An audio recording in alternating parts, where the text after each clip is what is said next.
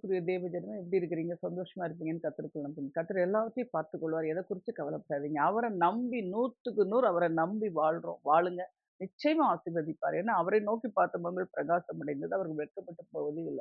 நாம அவருடைய ஜனங்கள். என் ஜனங்கள் நான் அளிக்கும் நன்மையினால் திருப்தியாவார்கள்ன்னு சொல்லியிருக்காரு. என் ஜனங்கள் ஒருபோதும் வெட்கப்பட்டு போவதில்லைன்னு சொல்லியிருக்காரு. அது மாத்திரம் இல்ல, எந்த காரியமும் காரிய சித்தியோ கர்த்தரால் வரும்.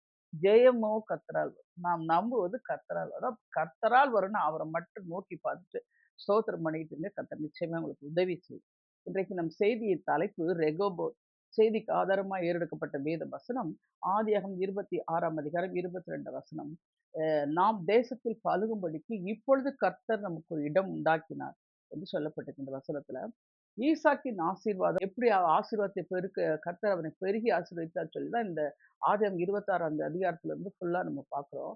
அது மாத்திரமல்ல, அந்த வசனம் எப்படி ஸ்டார்ட் ஆகுதுன்னா, அது ஈசாக்கு அத ஸ்டார்ட் பண்ணும்போதே, அந்த ஆரம்பம் ஈசாக்குக்கு பஞ்சகாலம். 2வது வசனத்துல அவன் முதல்ல ஆபிரகாமுக்கு ஒரு பஞ்சம் வந்து நான் போயிற மாரி, இவனும் எகிப்துக்கு போயிடலாமா அப்படின்னு நினைக்கும்போது ஆண்டவர் சொல்றாரு, "நோ, நோ நீ போக வேண்டாம். அவனுக்கு தரிசனமாகி நீ எகிப்துக்கு போகாமல் நான் உனக்கு சொல்லும் தேசத்தில் குடியிரு. இந்த தேசத்திலே வாசம் பண்ணு. நான் உன்னோடே கூட இருந்து உன்னை ஆசீர்வதிப்பேன்." கர்த்தருடைய வார்த்தைக்கு முதலாவது அவன் செவி கொடுத்து கீழ்ப்படிந்தான். இந்த செய்தியை நான் கொடுக்கும்போது, எனக்கு தெரிந்த ஒரு சகோதரர் உடைய மகன் அமெரிக்காவுல வேலை செய்துட்டு இருக்கும்போது, அவனுக்கு வேலை போயிருச்சு. போன உடனே அவனுக்கு 2 மந்த்ஸ் தான் அந்த விசா இருந்துச்சு. அதுல 10 நாள் தான் இருந்தது. அப்போ எனக்கு ஆண்டவர்ட்ட ஜெபம் பண்ணிட்டு, சிஸ்டர் நீங்க இதுக்கு எனக்கு ஜெபிங்கம்மா ஆண்டவர் ஜெபிக்கும்போது சொன்னாரு, அவன் அந்த தேசத்திலே இருக்கட்டும். நான் அவன் கூட இருந்து அவன ஆசீர்வதித்து, இப்ப வாங்குற சம்பளத்த 4 மடங்கு சம்பளத்த அதிகரிச்சு அவன ஆசீர்வதிப்பேன்னு சொல்லிட்டாரு. ஆனா 10 டேஸ் தான் இருக்குது. கரெக்ட்டா அது முடியறதுக்கு ஒரு 3 நாளைக்கு முன்னாடி, அதே போல அங்க இருந்ததுனால, அவன் கீழ்ப்படிஞ்சு அங்க இருந்தனால, கர்த்தர் அவன் கூட இருந்து சொன்ன மாதிரியே 4 மடங்கு சம்பளத்துல உயர்த்தி குடுத்து ஆசீர்வதிச்சு பெருக செய்தார். எதுக்கு சொல்றேன்னா, நம்ம கர்த்தருடைய வார்த்தைக்கு கீழ்ப்படியணும். செவி கொடுக்கணும். அத அப்படியே கேட்டதுனால ஆசீர்வதிக்கப்பட்டோம். அதே மாதிரி நீங்களும் சூழ்நிலைக்கு உங்களுக்கு அடிக்கடி நான் சொல்லியிருக்கேன். உலகம், மாமிசம், பிசாசு எப்பவுமே நமக்கு எதிரா தான் சூழ்ந்து நம்ம எதிர்த்தா நின்னுட்டே இருக்கும். ஆனா அதெல்லாம் பார்க்காதபடி, நம்முடைய கர்த்தர் நம்மள குறிச்சு நீங்க எந்த பிரச்சனை வந்தாலும் நான் உங்களுக்கு அடிக்கடி சொல்லியிருக்கேன். தேவ சமூகத்துல போய் இத முதல்ல தேவனுக்கு தெரியப்படுத்து. எல்லா சூழ்நிலையா இருந்தாலும் சரி. ஆண்டவரே நான் இதுக்கு என்ன செய்யணும்னு எனக்கு ஒண்ணும் அந்த யோசபாத் மாரி மாறிடும். அப்படி சொல்றார் இல்லையா? எனக்கு இந்த ஏராளமான கூட்டத்திற்கு முன்பாக நிற்க எனக்கு பலன் இல்ல. எனக்கு என்ன செய்யணும்னு தெரியல. என் கண்கள் உம்மையே நோக்கிக் கொண்டிருக்கிறது. அப்படின்னு சொன்னா ஆண்டவர்ட்ட ஒப்படைச்சிடுறோம். ஆண்டவர் அந்த பாரத்த வாங்கிக் கொள்றார். நீங்க ஒப்படைச்சுட்டு அ ஆண்டவர் பா ஆண்டவர் இது செய்வாரா? அத கொள்வாரான்ட்டு அப்படி சந்தேகத்துல இருக்கவே கூடாது. நேரா போணும். தேவ சமூகத்துல சொல்லிறணும். அவர் அத வாங்கிக் கொண்டு, அவர் அதை லைட் அண்ட் ஈஸியா மாத்தி உங்களுக்கு குடுத்துருவாரு. அதுதான் ஆண்டவர் செய்வாரு. பாருங்க இது அப்படிதான் செய்றாரு. அவன் பாருங்க அவன் கீழ்ப்படிந்தான். நான் இட்ட ஆணையை நிறைவேற்றுவேன். உன் தகப்பனாகிய ஆபிரகாம் என் சொல்லுக்கு கீழ்ப்படிந்து இருந்தனால், நான் உன் சந்ததியை வானத்தின் நட்சத்திரங்களைப் போல பெருகப் பண்ணி, உன் சந்ததிக்கு இந்த தேசங்கள் யாவையும் தருவேன். உன் சந்ததிக்குள் பூமியிலுள்ள சகல ஜாதிகளும் ஆசீர்வதிக்கப்படுகிறது. அந்த ஆதியாகமம் 26ஆம் அதிகாரத்திலிருந்து ஒண்ணொண்ணா சொல்லிட்டு வருவாரு. அதுல பாருங்க அவன் கீழ்ப்படிந்து நடந்தான். இப்போ எல்லாரும் என்ன நினைச்சிருப்பாங்க, என்ன பஞ்ச காலத்துல போய் இந்த ஈசாக்கு போய் விதைக்கிறான். அதுவும் கூட இருக்கிறவங்க ரொம்ப சொல்லி குடுப்பாங்க. என்ன இந்த இந்த இப்படி என்ன இப்படி நடந்தியா? அது எப்படி ஆசீர்வதிக்கப்படும்? எப்படி நடக்கும்? யார நம்பி இத செய்ற? எல்லா கேள்வி இருக்கும்.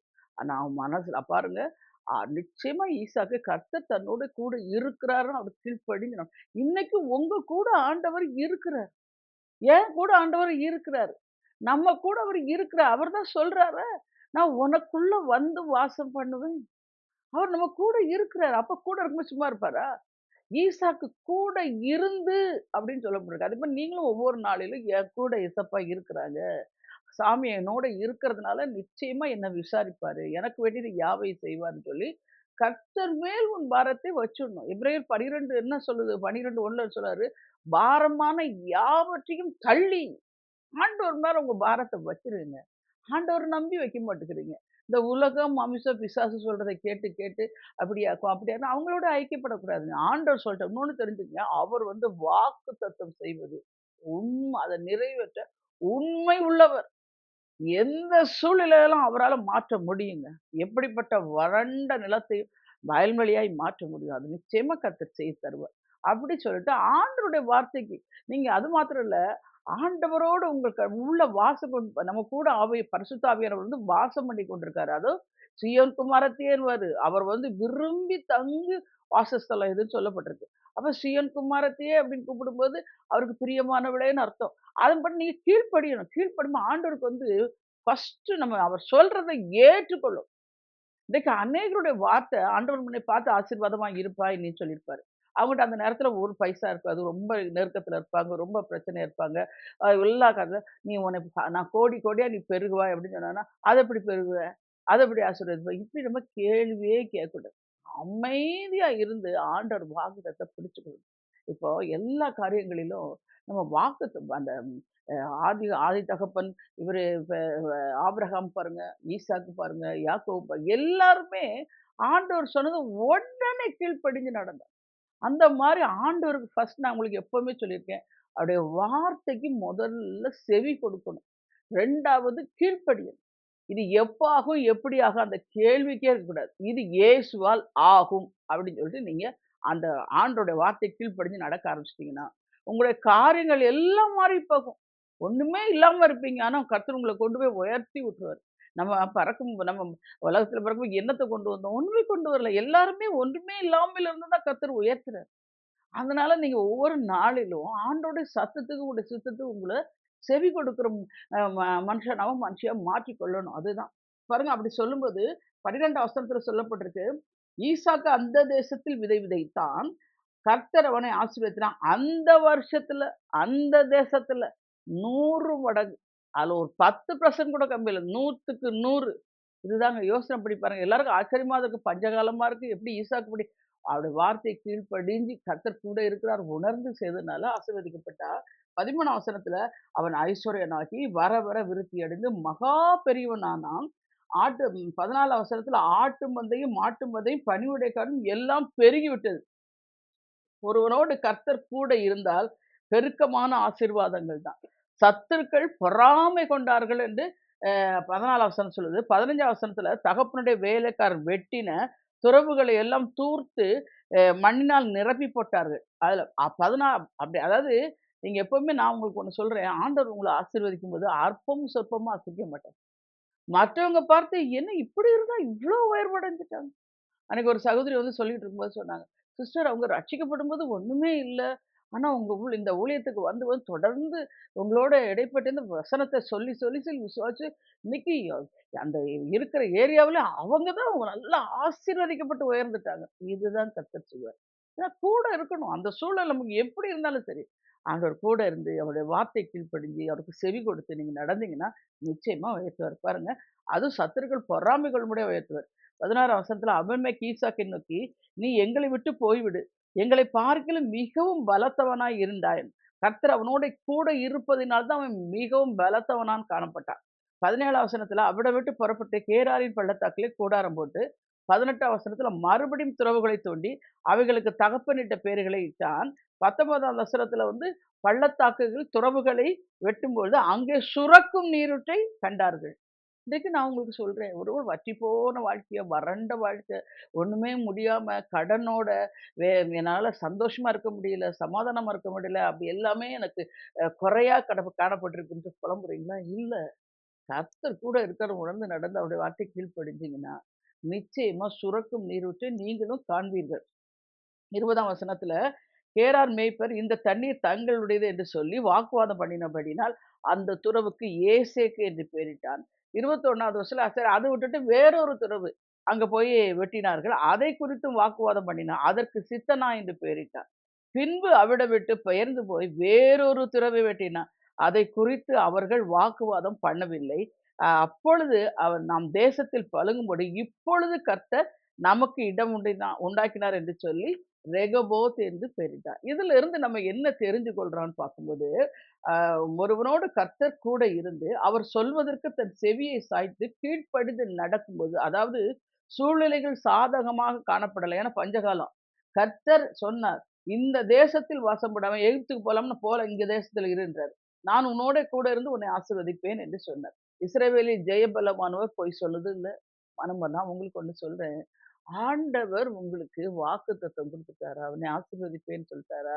உன் பிள்ளைகளுக்கு உன் பேரை பெருமைப்படுத்தும்ன்னு சொல்லிட்டாரா? உன் பிள்ளை என்னுடைய காருண்யம் உங்கள எல்லாம் பெரியவனாக்கும் அப்படின்னு சொல்லிட்டு எல்லாம் அப்படியே நம்பணும். சூழ்நிலை நமக்கு எப்பவுமே எதிர்த்து தான் நிக்கும். அத நம்பிட்டீங்கன்னா, நம்பி அவர் சொன்னத மட்டும் இன்னொரு இடத்துல சொல்லப்பட்டிருக்கு பார்த்தீங்களா? எப்படின்னா விசுவாசிக்கணும். அந்த அத்திமரத்தை பட்டு போன்னு சொல்லும்போது சீஷன்ட்ட சொல்றாரு. இதே மாரி மலை போல பிரச்சனைகள் இருக்கும்போது முதல்ல ஆண்டவர் சொல்றாரு, "மலைய பார்த்து பேசு." நீங்க மலைய பற்றி பேசுறீங்க. ஐயோ! வறண்ட காலம், பஞ்சகாலம், மழை இல்ல, எப்படி விதைக்கிறது? இப்படிலாம் ஈசாக்கு பேசிட்டு இருந்தாரா? இல்ல. மலைய பார்த்து பேசணும். பேசுங்க. தடையா இருக்கிற பொல்லாத மலை இயேசு கிறிஸ்துவின் நாமத்தினால "வேலைக்கு போ! தள்ளுண்டு போ! இயேசு கிறிஸ்துவின் நாமத்தில உனக்கு கட்டளையிடுகிறேன்" அப்படின்னு சொல்லி பேசணும். பேசிட்டு, அதுக்கப்புறம் இருதயத்தில சந்தேகப்படாமல் விசுவாசிக்கணும். அதுக்கப்புறம் கர்த்தர் சொன்னபடியே ஆகும் என்றுச்சு அவர் மேல் நம்பிக்கை வச்சு விசுவாசி. இதத்தான் நீங்க எப்படி செஞ்சுட்டீங்கன்னாலே, உங்க காரியம் எல்லாம் மாறி போவதை பார்ப்பீங்கங்க. இதத்தான் செய்யணும். இத பாருங்க அவன் கூட இருந்து சொன்னார், செய்தார். எல்லாத்தையும். அதுல சொல்றாரு, இஸ்ரவேலின் ஜெயபலமானோர் பொய் சொல்கிறதில்லை. தாம் சொன்னதைப் பற்றி மனஸ்தாபப்படுகிற தேவனும் அல்ல, மனம் மாற மனபுத்திரன் அல்ல. 1 சாமுவேல் 15ஆம் அதிகாரம் 29ல சொல்றாரு.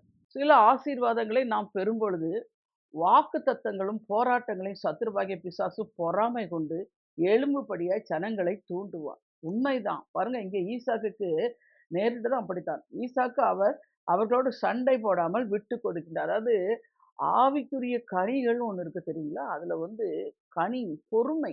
இன்னைக்கு கிறிஸ்தவங்களுக்கு இருக்க வேண்டிய கேரக்டர் என்னன்னா, பொறுமை. ஆனா, அந்த பொறுமை இல்லாம தான் இன்னைக்கு கிறிஸ்தவங்களும் உலகத்தார போல சண்டை போட்டு கோர்ட்டு, கேஸ்ன்னு ஓடிட்டு இருக்கிறீங்க. ஆனா சொல்றாரு, முதல்ல வந்து சண்டை போடும்போது ஏதேக்க விட்டு குடுக்குறாரு. அப்புறம் சித்தனா திருப்பி வந்து சண்டை போடுறாங்க. அந்த இடத்துல அவர் ஒண்ணுமே பேசல, விட்டு குடுக்குறாரு. இதுக்கு பிறகு தான் இந்த சூழ்நிலையில ஈசாக்கு கர்த்தர் நீடிய பொறுமை என்னும் கனியை கற்றுக் கொடுக்கிறார். அவர் அமைதியா இருக்கார். மற்றும் நம் தேசத்தில் பார்க்கும் பொழுது, யோசேப்புக்கு அவர்கள் சகோதரர் அநேக பாடுகள் கொடுத்தார்கள். ஆனால் யோசேப்பு அவருடைய சகோதரர்களை பார்த்து, நீங்கள் எனக்கு தீமை செய்ய செய்தீர்கள் கூட சொல்லல அவரு. தீமை செய்ய நெனச்சீங்கப்பான்றாரு. எவ்ளோ நல்ல மனிதர் இந்த யோசேப்பு. தேவனும் அதை நன்மையாக முடிய பண்ணினார். ஆதியாகமம் 50:20. நான் உங்களுக்கு ஒண்ணு சொல்லட்டும். தேவனிடத்தில் அன்புள்ளவர்களுக்கு சகலமும் நன்மைக்கு ஏதுவா இருக்குங்க. சில காரியங்கள்ல நீங்க சில சில காரியங்கள்ல நீங்க இழந்து போயிருக்கலாம். சில நேர போராட்டத்த ஃபேஸ் பண்ணியிருக்கலாம். சில பிரச்சனைகள சந்திச்சிருக்கலாம். ஏன் எனக்கு இது வந்துச்சுன்னு கேட்காம, தேவனிடத்தில் அன்புள்ளவர்களுக்கு சகலமும் நன்மைக்காது. ஏன்னா, தீமை அவர் பார்க்க மாட்டார். பார்த்தா சுத்த கண்ணன் இருக்கு. தீமை அணுகாம காக்கும் தெய்வம் நம் தெய்வன். அதனால இந்த இடத்துல அவர் சொன்னது போல தீமைய நன்மையாய் முடிய பண்ணார். இன்னைக்கு உங்களுக்கு எந்த காரியம் தீமையா காணப்படுது? அதெல்லாம் நன்மையாய் தேவன் மாற பண்ணுவார்ன்னு விசுவாசிங்க. பாருங்க என்னுடைய வாழ்க்கையில பாருங்க 7 வருடம் குழந்தை இல்லாம தான் இருந்தேன். அப்ப எல்லா சூழ்நிலைகளும் முடியாது, கிடைக்காது, நடக்காது அப்படிதான். ஆனா ஆண்டவர் சொன்னார், "நான் உன் கர்ப்பத்தின் கனி கர்த்தரால் கிடைக்கும் சொன்னேன். அன்னாளின் கர்ப்பத்தை திறந்தேன் இல்லையா? உன் கர்ப்பத்தை நான் திறப்பேன். நீ விசுவாசி. நான் அத செய்வேன்." இந்த பக்கம் டாக்டர் ரிப்போர்ட் எல்லாம் வந்து அதெல்லாம் முடியாது, நடக்காது. இது ஊன்னு பணத்த நெறைய சொல்லப்பட்டு அவங்க முடியாதுன்னு விட்டுட்டல. ஆனா அந்த நாள்ல இருந்து ஆண்டவர்ட்ட போய் நீரே எனக்கு பரிகாரி எனக்கு கர்த்தர். நம்ம எப்பவும் தெரிஞ்சுக்கணும். சில பிரச்சனைக்கு வந்து முடியாதுன்னு முடிவு கட்டுவாங்க பாருங்க. அந்த நேரத்துல தான் கர்த்தருடைய கரம் நமக்கு அதுக்கு பேரு தான் அற்புதத்தின் கரம் நீட்டப்படும். அங்க வந்து யாருன்னு நிரூபிச்சு போயிருவாரு. என் வாழ்க்கையில நெறைய முறை அத கர்த்தர் செய்திருக்கிறார்.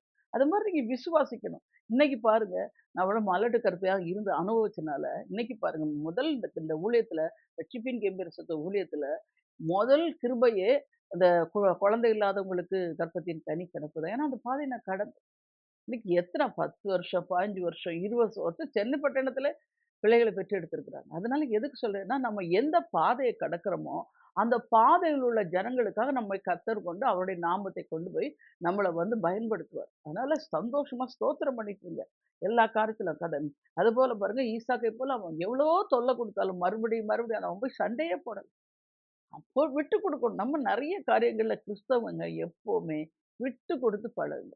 விட்டு கொடுக்கணும். அது சொல்றாங்க, "அவன் கிறிஸ்தவனா இருந்து இப்படி நடந்துட்டான்" அப்படின்னுவாங்க.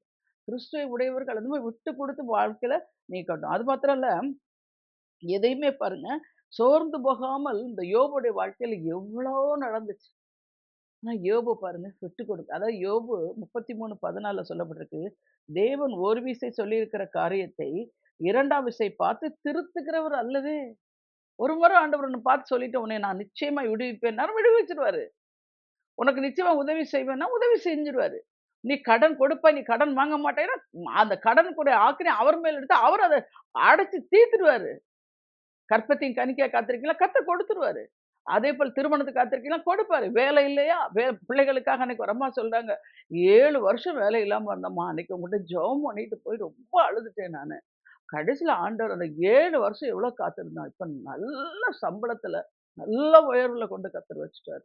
இப்ப என்னுடைய வாய் நகைப்பினாலும், என் உதடு கெம்பீரத்த நிரப்பும்படி நீங்க அந்த வசனத்த சொல்லி யோபு 8:21 வச்சு தான் ஸ்தோத்திரம் எனக்கு ஜெபிச்சுங்க. அத வச்சு டெய்லி ஸ்தோத்திரம் பண்ணேன். கர்த்தருக்கு. ஏன்னா அவர் அனுப்புற வசனம் வெறுமையா திரும்பாதுங்க. வாய்ச்சூடு தான் திரும்பும். அதுதான் 2ஆம் வசைப்பாடு திருத்த மாட்டாரு. மனுஷனை பார்க்கிலும் தேவன் பெரியவர் சொல்லி யோபு 33:12 சொல்லப்பட்டிருக்கு. அதனால சோர்ந்து போகாதீங்க. பயத்த அலட்சியப்படுத்துங்க. பயத்த கொண்டு வந்து சத்துரு. பயம் உங்கள விசுவாசிக்க விடாதபடி அலக்களிச்சிரும். அதனால தான் பயம் அழிக்கும் சக்தி கொண்டது. பயம் பிசாசை கூப்பிடும். குழப்பம், கலக்கம், எல்லாத்தையும் கொண்டு வந்துரும். ஆனா விசுவாசம் தேவனை நோக்கி கூப்பிடும். விசுவாசம் ஆக்கும் சக்தி கொண்டது. நான் எல்லா செய்தியிலும் இத சொல்றேன். அதனால தான் ஆண்டவர் சொல்றாரு, பயப்படாதே விசுவாசம் உள்ளவளா இரு. இன்னைக்கு உங்கள பார்த்து ஆண்டவர் சொல்றாரு, பயப்படாத. ஏதெக்சித்தானை போல கொண்டு சில பிரச்சனைகளை முடிவே கிடையாது. இன்னும் இதுக்கு மேல ஒண்ணும் நடக்காதுன்னு சொல்லி உங்கள மிரட்டி பார்க்கலாம். ஆனா நீங்க ஒண்ணு சொல்லணும். ரெகொபோத்தை கர்த்தர் எனக்கு கட்டளையிடுவார். அவர் சொல்ல ஆகும். அவர் கட்டளையிட நிற்கும். அதுதான் சொல்லப்பட்டிருக்கு. அடுத்து 2வது பார்க்கும்போது, ரெகொபோத் என்றால் முடியாததை முடிக்கும் கர்த்தர். அதாவது மார்க் 10:27ல சொல்லப்பட்டிருக்கு. மனிதரால் கூடாதவைகள் தேவனால் கூடும். இந்த இஸ்ரவேல் ஜனங்கள யோ மோசே வழிநடத்திட்டு வரும்போது, அந்த ஜனங்களுக்கு என்னாகும் 11ஆம் அதிகாரம் 1லிருந்து 10ல சொல்லப்பட்டிருக்கு. மோசே இஸ்ரவேல் ஜனங்களை வனாந்தரத்தில் வழிநடத்தி செல்லும்போது, ஜனங்களுக்கு இச்சை உண்டாயிற்று. இந்த இச்சை பெரிய ஒரு போராட்டம். அதாவது இறைச்சியின் மீது இச்சை உண்டாகி அழுதார்கள். சோத்துக்கு அழுகுறாங்க. அந்த கறி சோறு சாப்பிடணுன்ட்டு அழுகுறாங்க பாருங்க. 5, 6ல இப்பொழுது அவங்க அழுத உடனே மோசேக்கு மோசே டென்ஷன் ஆயிடுறாரு. அவர் சொல்றாரு, "இப்பொழுது நம்முடைய உள்ளம் வாடி போகிறதுன்னு" அவங்க அழுகுறாங்க. மோசே அத பார்த்து 11ஆம் வசனம் சொல்லுவாரு, "ஜனங்கள் இருந்த முறுமுறுப்பின் ஆவி மோசேயையும் பிடித்துக் கொண்டது." மோசே என்ன சொல்றாரு பாருங்க, "இந்த ஜனங்கள் எல்லாருடைய பாரத்தை என்மேல் சுமத்தியது என்ன?" சொல்லிட்டு 12ல சொல்றாரு, "இந்த ஜனங்களை எல்லாம் கர்ப்பந்தரித்தேனா, இவர்களை பெற்றது நானோ?" எத்தன கேள்வி கேட்கிறார் பாருங்க ஆண்டவர்ட்ட. எ பதி ப 16ஆம் வசனத்துல, "இறைச்சி எங்கேருந்து வரும்? எனக்கு இறைச்சி கொடு என்று என்னை பார்த்து அழுகிறார்கள். இந்த ஜனங்களாரையும் நான் ஒருவனா தாங்கக்கூடாது. மிஞ்சின பாரம்." 15ஆம் வசனம் சொல்றாரு, "இப்பொழுது என்னை கொண்டு போடும் என்று வேண்டிக் கொண்டான்." பாருங்க, ஐயோ! நான் உயிரோட இருக்கிறது சிரமம் அப்படித்தானே சொல்றீங்க. சில பிரச்சனை வரும்போது என்ன சொல்றீங்க? ஆண்டவரே நான் இருக்கிறத விட இல்லாம போயிரலாம். எடுத்துக்கொள்ளும், எடுத்துக்கொள்ளும். அப்படின்னு தானே ஜெபம் பண்றீங்க. அப்படிலாம் பண்ணக்கூடாது. ஆண்டவர் பாருங்க, அப்ப அது பாரம் அதிகமாச்சுன்னா சொல்றாரு. இப்பொழுது அத 16ஆம் வசனத்துல 70 பேரை கூட்டி உன்மேல் இருக்கிற ஆவிய அவர்கள் மேல் வைப்பேன். அதுதான் அபிஷேகம். நீங்க ஆவியில் அபிஷேகம் இருக்கு பாருங்க. அத பெற்றுக்கொள் நான் உங்கட்ட சொல்லியிருக்கேன். ரட்சிப்பு என்பது நாம் தேவனை ஏற்றுக்கொள்றோம். பரிசுத்தாவின் அபிஷேகத்தை பெற்றுக்கொள்ளும்போது அவர் நம்மை ஏற்றுக்கொள்றார். அதுதான் பாத்துங்க. அபிஷேகம் நம் வாழ்க்கையில அடைக்கப்பட்ட கதவுகளை திறந்து ஆசீர்வாதத்திற்கு நேராய் வழிநடத்தும். ஏசாயா 45 1 6. அபிஷேகம் உங்களை உயர்த்தும். சங்கீதம் 92:10. அபிஷேகம் பயத்தை நீக்கி தைரியத்தை செயல்படுத்தவும். நியாயாதிபதிகள் 6:25-27. அபிஷேகம் சத்துருவின் செய்களை முதுகு காட்ட பண்ணி உங்களை குறித்த பயத்தை நடுக்கத்தை உண்டாக்கும். யாத்திராகமம் 23:27. அபிஷேகம் பண்ணப்பட்ட தாவீதை இருதயத்துக்கு ஏற்றவனாய் கர்த்தர் கண்டு தனக்கு சித்தமானவைகளை அவன் செய்வான் என்று தேவனால் சொல்ல வைத்தது. தேவ ஆவியான அபிஷேகம், அபிஷேகத்தின் முக்கிய பணி என்று சொல்வது ஏசாயா 61:3 வசனத்துல சொல்றாரு. சியோனிலே துயரப்பட்டவர்களை சீர்படுத்தும். அவர்களுக்கு சாம்பலுக்கு பதிலாக சிங்காரத்தையும், துயரத்துக்கு பதிலா ஆனந்தத்தை, ஒடுங்கின ஆவிக்கு பதிலாக துதியின் ஆடையை கொடுக்க அவர் என்னை அனுப்பினார். இன்னைக்கு பாருங்க, இன்னைக்கு நம்ம அபிஷேகமே நுகத்தை முறிக்கும்னு ஏசாயா 10:27. இன்னைக்கு உண்மையில சொல்றோம். நாங்கலாம் இப்ப ஊழியம் செய்றோம்னா, ஆண்டவர் இந்த சிலுவையில நமக்காக எல்லாத்தையும் செய்து முடிச்சுட்டு போயிட்டாருங்க. ஆனா இந்த ஜனங்கள் என்ன சொல்றாங்க? வறுமை, தரித்திரம், இந்த வ வந்து வந்து இல்லாம, எனக்கு எல்லாம் குறைபட்டிருக்கு. எனக்கு ஒண்ணுமே கிடைக்கல. ஆண்டவர் நீ துக்கத்த சுமக்கக்கூடாதுன்னு அவர் துக்கத்த சுமந்துட்டாரு. நீ பலகீனத்த சுமக்கக்கூடாதுன்னு அவர் பலகீனத்த சுமந்துட்டாரு. நீ பாடுகள சுமக்கக்கூடாதுன்னு அவர் பாடுகள சுமந்துட்டாரு. பாவங்கள அவர் பாவத்துக்கு சுமந்து மன்னிப்பு குடுத்துட்டு போயிட்டாரு. அதே மாரி நோய்களை குணமாக்கும்போது 39 எல்லாம் பண்ணிட்டாரு. அதான் வறுமை தரித்திரத்துல நீங்க வாழக்கூடாது. நீங்க செழிப்பு ஐஸ்வர்யத்தையும் பெற்றவராய் காணப்பட வேண்டும் என்பதற்காக அவர் சிலுவையிலே தரித்திரர் ஆனார். ஆனா நீங்க என்ன பேசுறீங்க? இந்த இஸ்ரவேல் ஜனங்கள மாரியே புலம்பிட்டு கிடக்குறீங்க. நான் நல்லாவே இல்ல. எனக்கு வாழவே பிடிக்கல. நான் வாழ்வத விட சாவது நல்லது. சில பேர்லாம் ஃபோன்லயே என்னட்ட ஃபோன் பண்ண உடனே, சிஸ்டர் எனக்கு வாழறதுக்கு தான் ஆண்டவரு என்னைய ஆசீர்வதிக்கல. சாவறதுக்கு ஜெபம் பண்ணுங்கன்னுவாங்க. எனக்கு ரொம்ப வேதனையா இருக்கும். உலகத்தார் மாரி ஜெபம் பண்ண சொல்றீங்க. இப்படிலாம் நீங்க பேசவே கூடாது. இப்ப எனக்கே அந்த மாரி வேதனையா இருக்கும்போது ஆண்டவர் எவ்வளவு துக்கப்படுவாரு. அவரு என்ன செய்யலங்க நமக்கு? தன்னுடைய ஜீவனையே கொடுத்தவரு மற்ற எல்லாவற்றையும் தராம இருப்பாரா? உங்கள பசியும் பட்டினியுமா வைப்பார் ஆண்டவரு. இஸ்ரவேலை ஆசீர்வதிப்பதே கர்த்தருக்கு பிரியம். வசனத்தின்படி சொல்லி சொல்லி ஸ்தோத்திரம் பண்ணுங்க. அத செய்யுங்க நீங்க. பாருங்க அந்த ஜனங்களை நோக்கி நாளைக்காக உங்களை எல்லா காரியத்திலும் பாருங்க மோசேக்கு என்ன கோவம் வந்துருச்சுன்னா, ஓ நீர் பாட்டுக்கு 1 மாசம் வரைக்கும் தரேன்னு சொல்லிட்டீரு. ஆடு மாடு அவருக்கு அடித்தாலும் அவர்களுக்கு போதுமா? சமுத்திரத்தின் மச்சங்கள் எல்லாம் அவர்களுக்காக கொடுத்தாலும் போதுமா? இவர் கேட்கிறாரு மோசே. எப்படிப்பட்ட தேவன பார்த்து இவர் கேட்கிறாரு. வானம் பூமியும் படைத்த சர்வ வல்லவ தேவன். அதற்கு கர்த்தர் மோசேயை நோக்கி, "ஏ மோசே, கர்த்தருடைய கை குறுகியிருக்கிறதோ, என் வார்த்தையின்படி நடக்குமோ நடவாதோ நீ இப்பொழுது காண்பாயின்ட்டாரு." நடந்துச்சா இல்லையா? எப்படி கொண்டாந்து காடைய சேர்த்தாரு. எப்படி முழம் 3 முழத்துல கொண்டாந்து போட்டு தெவிட்ட தெவிட்ட சாப்பிட வச்சாரு. எல்லாம் முடியுங்க. அவர் தானே எல்லாத்தையும் சிருஷ்டித்தாரு. செங்கடலை பிளந்தவர் அவர்தான். யோர்தானை பிடிச்சு எல்லாம் ஆண்டவருடைய வல்லமை எப்படி தெரியுமா? இயற்கைக்கு அப்பாற்பட்டவர். நீங்க சின்ன அந்த குருவி முளை வச்சு எனக்கு இப்படி செய்யும், எனக்கு அப்படி தரும், எனக்கு ஒரு 10,000 போதும், எனக்கு 20 இதெல்லாம் இல்ல. ஆண்டவருக்கு உங்கள நல்லா ஆசீர்வதிச்சு, நீங்க சந்தோஷத்தோடு, சமாதானத்தோட, மகிழ்ச்சியோட நீங்க வாழணும். சுகத்தோட வாழணும் தான் அவருக்கு பிரியங்க. நீங்க உங்க வாயினால தான் புலம்பி, புலம்பி இந்த இஸ்ரவேல் ஜனங்க மாரி முறுமுறுத்துக்கிட்டு, புலம்பிக்கிட்டு, கதறிக்கிட்டு அதெல்லாம் விட்டுருங்க. நீங்க பாருங்களேன், தாவீதுக்கு எத்தன போராட்டம் வந்துச்சு, எத்தன வேதனைகள் வந்துச்சு. எல்லாத்துல அவர் என்ன செய்தாரு? கர்த்தருக்கு எக்காலத்திலும் ஸ்தோத்திரிப்பேன். அவர் துதி எப்போதும் என் வாயில இருக்கும். நம்மள பார்த்துக்க ஆண்டவருடைய நோக்கம் என்ன தெரியுமா? இந்த ஜனத்தை எனக்கென்று ஏற்படுத்தின இவர்கள் என் துதியை சொல்லி துதி சொல்லத்தான் உங்களை என்னைய அழைச்சிருக்கிறாருங்க. நீங்க அதத்தான் செய்யணும். அத விட்டுட்டு பிசாசுக்கு இடம் குடுத்துட்டு ஒரே கூச்சல் போட்டு கிடக்குறீங்க. 30 வசனத்துல அப்பொழுது கர்த்தரிடமிருந்து புறப்பட்ட ஒரு காற்று சமுத்திரத்தின் காடுகளை அடித்துக் கொண்டு வந்து பாளையத்தை சுற்றிலும் போட்டது. இதுதான் எவ்வளோ பெரிய காரியத்தை கர்த்தர் செய்கிறார். தேவைகள் சந்திக்கப்பட வேணும்னா, அற்புதங்கள் நடக்க வேணும்னா, ஊழியத்தில் உங்களுக்கு ஆத்துமக்கள் பெருக வேணும்னா, பிள்ளைகளுக்கு ஞானம் வேணும், படிப்பு வேணும், பிள்ளைகளுக்கு ஃபீஸ் கட்டணும். எல்லாம் அவருக்கு தெரியுங்க. உனக்கு இன்னது தேவை என்று அவர் முன்னமே அறிந்திருக்கிறார்.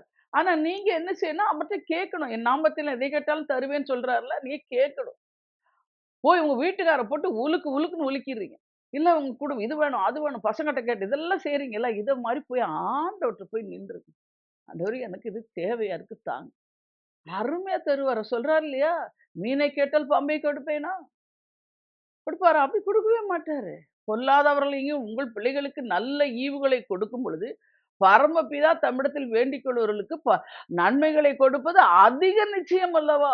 நிச்சயத்தை விட அதிக நிச்சயம் அல்லவா? சில நேரத்துல ஆண்டவர் நம்ப மாட்டான்னு சொல்லிட்டு, மெய்யாகவே மெய்யாகவேன்னு போடுவாரு. அதெல்லாம் அந்த வசனத்த படிக்கும்போது எனக்கெல்லாம் அப்படியே உணர்வுள்ள இருந்து ரொம்ப கஷ்டமாயிடும். ஐயோ! ஆண்டவர் நம்மள நம்ப முடியலன்னு மெய்யாகவே மெய்யாகவேன்னு போடுறாரே! அப்படின்னு இருக்கும். நீங்க தயவு செய்து இன்னையிலிருந்து சூழ்நிலையை பார்க்காமல், கர்த்தருடைய கை குறுகவில்லை. அவருடைய வார்த்தையின்படி நடக்குமோன்னு நீங்க கர்த்தரை மட்டும் சார்ந்து கொள்ளும்படியாகத்தான். பரிசுத்தாவின் காற்று கர்த்தரிடத்திலிருந்து வானத்திலிருந்து புறப்பட்டது ஆத்துமாக்களை மந்தையா இப்போ கிருபை கிடைக்கணுங்க. எல்லா சூழ்நிலையிலும் நீங்க கேளுங்க. ஆண்டவரே எனக்கு கிருபை உண்டாகட்டும். சமாதானமா இருக்க கிருபை. கிருபைன்னா என்ன? பரத்திலிருந்து கொடுக்கப்படுகிற தேவ உதவி. சமாதானமா இருக்க கேளுங்க. சந்தோஷமா இருக்க கேளுங்க. சுகத்தோட இருக்க கேளுங்க. அது மாத்திரம் இல்ல. பிள்ளைகளுக்கு வேண்டிய ஞானம், புத்தி, அறிவு என்ன உலக பிரகாரம் உங்களுக்கு என்ன ஆசீர்வாதம் வேணா கேட்கணும் தருவாரு. ஆனா ஆவிக்குரிய ஜீவியத்துல நீங்க ஆண்டவரோட ஐக்கியம் வச்சுக்கணும். ஏன்னா என்ன படிச்சா ஆவிக்குரிய ஜீவியம் ஆசீர்வதிக்கும்போது, நமக்கு பூமிக்குரிய ஜீவியத்துல உள்ள ஆசீர்வாதத்த போனஸா தருவார். ஆனா நீங்க என்ன பண்றீங்க? வெறுமையா போய் ஆண்டவரே என் குடும்பத்த அ ஆசீர்வதியும், ஆசீர்வதியும், புருஷனை ஆசீர்வதியும், மனைவியை ஆசீர்வதியும், பிள்ளைகளை ஆசீர்வதியும், இத தாரும், கார் தாரும், வீடு தாரும், குதிரைய தாரும் கேட்கிறீங்களே ஒழிய, வீட்ல இருக்கிற புருஷன், கணவன், மனைவி, பிள்ளைகள் எல்லாரும் ஆத்துமா மீட்பு அடையணும் ஏசப்பா. நீங்க சொல்லணும். தேவரீர் என் வீட்ல இருக்கிற பிள்ளையோட ஆத்தும விளக்கை ஏற்றுவீர். இருளா கிடக்குது. உலகம் இருள் பட்டுருது. குடும்பத்துல எல்லா சூழ்நிலைகளும் எதிர்மறையா பிள்ளைகள் சிந்திச்சு ஓடிட்டு இருக்காங்க. இந்த காலம் கொடிய காலத்துல நம்ம இருக்கிறோம். சுற்றி பிசாசானவன் எவனை விழுங்கலாமோன்னு வகை தேடி சுற்றி திரிந்து கொண்டிருக்கான். அந்த மாய வலையில் நம் குடும்பம் மாட்டிக்கொள்ளாதபடி காத்துக்கொள்ளணுங்க. பார்க்குறோம்ல சுற்றி வருகையின் அடையாளங்கள் எல்லாம் நடந்துட்டு இருக்குது. நம்ம அதே மாரி இப்ப நோவா காலத்துல நடந்தோம் பெண் கொண்டோம், பெண் கொடுத்தோம், கல்யாணம் பண்றதும், இது பண்றோம், அத பண்றோம், சீர் பண்றோம், சீர்கணும் இதெல்லாம் பண்றீங்க. செய்யணும் ஆசீர்வதிக்க கர்த்தர் தான். ஆனா கர்த்தரை தேடுகிறவர்களுக்கு குறைபடும். ஒரு நன்மை குறைபடாதுன்னு சொல்லியிருக்கிறாருங்க. தேடுவதுல நீங்க குறைபட்டீங்கன்னா, உங்களுக்கு எல்லாமே குறைபடும். ஒழுங்கா ஓய்வு நாளை பரிசுத்தமாய் ஆசரிக்கணும். கர்த்தர் சொன்ன கர்த்தரை தேடணும். அதாவது அதிகாலமே கர்த்தரை தேடினேன். காலையிலே உங்க இருதயம் தேடுதா? வேதம் என்ன சொல்லுது? பிரியமானவளே உன் ஆத்துமா வாழ்ந்தாதான் நீ எல்லாவற்றிலும் வாழ்ந்து சுகமா இருக்க முடியும். ஆத்துமாக்கு பலன் எப்படி வரும்? கர்த்தரை தேடும் பொழுது. அது மாத்திரம் இல்ல, வசனம் என்னும் ஞானப்பாலை பருகும் பொழுது. ஆண்டவர் நம்மோடு பேசுறது வசனத்தின் மூலமாய் தெளிவா பேசுவார். நான் உனக்கு போதித்து நீ நடக்க வேண்டிய வழி உண்மையில எனக்கு அழைத்து உனக்கு ஆலோசனை. மனுஷன்கிட்ட போய் ஆலோசனை கேட்டு சித்தப்பா, பெரியப்பா, அண்ணன், அண்ணின்னு இந்த உலக ஞானத்துல போய் கேட்கக்கூடாது. ஆண்டவர்ட்ட போயிடுங்க. அவர்தான் நம்மளை ரட்சித்தவர். அவர்தான் நம்மை சிருஷ்டித்தவர். அவர்தான் நம்மளை அழைத்தவர். அவர்தான் நம்மை தெரிந்து கொண்டவர். பிசாசின் பிடியிலிருந்து மீட்டெடுத்தவர். என் மீட்பர் என்று சொல்றோம் இல்லையா? அதனால எல்லா காரியத்துக்கும் அவர்ட்ட தாங்க பதில் உண்டு. நீங்க போய் நிக்கணும். அப்ப சொல்லுவாரு, எசேக்கியேல் 36, 37ல இஸ்ரவேல் வம்சத்திற்காக நான் இதை அனுக்கிரகம் செய்யும்படி அவர்கள் என்னிடத்தில் விண்ணப்பம் பண்ண வேண்டும். காரியம் வாய்க்கணும்னா ஆண்டவருடைய சமூகத்துல போய் விண்ணப்பம் பண்ணணும். அப்பொழுது கர்த்தர் உங்களுக்கு அதிசயத்தை காட்டுவேன் என்று சொல்கிறார். எல்லா காரியத்திலும் இன்னைக்கு எந்த காரியத்துல உங்களுக்கு ரெகோபோத்தாய் கர்த்தர் கடந்து வரணும். இன்னைக்கு முடியாததை முடிக்கிற கர்த்தரின் நாமம் ரெகோபோத். வேலை கிடைக்கணுமா, பிள்ளைகள் ரட்சிக்கப்படணுமா, குடும்பத்தில் கற்பத்தின் எது கிடைச்சாலும் இன்றைக்கு ரெகோபோத்தாய் கர்த்தர் உங்களுக்கு இடம் உண்டாக்கி பலுக பெரிய செய்தார் என்று சொல்லி முடியாததை முடிக்கிற இயேசு கிறிஸ்து நாமம் உங்கள் வாழ்க்கையிலும் குடும்பத்திலும் செயல்படும். நாம் ஜெபிப்போமா? உங்களை மிகுதியா நேசிக்கிற அன்புள்ள ரட்சகர், இம்மட்டும் இந்த பிள்ளைகள் என்ன பிரச்சனையில சிக்கிக் கொண்டிருக்கிறது? ஏதேக்கு சித்தினா முடிந்து போயிற்று. ரெகோபோத்து உண்டாயிற்று என்ற உண்ணமாய். இந்த பிள்ளைகள் விரும்புகிற காரியத்தில் ஆண்டவரே இவர்களுக்கு இடம் உண்டாக்கினார் என்ற வார்த்தையின்படி ஆசீர்வதிக்கிறேன் சாமி. ஒருவேளை இந்த பிள்ளைகள் படிக்க வேண்டிய ஞானம், புத்தி, அறிவு கேட்க வேண்டும் கேட்கிறார்களா? இல்ல அவங்களுக்கு படிச்ச பிள்ளைகளுக்கு வேலை கிடைக்கணும்னு காத்திருக்காங்களா? ஒரு இடத்தை ஏற்படுத்தி இந்த பிள்ளைகளுக்கு ஆண்டவரே வேலை கிடைக்கும்படி ஒரு ஆயத்தை கர்த்தர் உண்டு பண்ணி கொடுப்பீராக. திருமணத்துக்காய் காத்திருக்கிறவங்களுக்கு ரெகோபோத்தாய் கடந்து வந்த அந்த பிள்ளைகள் திருமணத்தை கட்டுகளை எல்லாம் உடைத்திருந்து ஆசீர்வதிப்பீராக. எல்லா தடைகள் நீங்கும்படியா ரெகோபோத்தாய் கடந்து வந்து ஆசீர்வதிப்பீராக. இந்த பிள்ளைகள் உம்மை நோக்கி பார்த்த முகல் பிரகாசம் வெட்கப்பட்டு போவதில்லை என்று அவள் வெட்கத்துக்கு பல ரெட்டிப்பான நன்மையில் அவள் நிரப்பி ஆசீர்வதிக்கும்படியா நான் உம்மை நோக்கி பார்க்கிறேன்.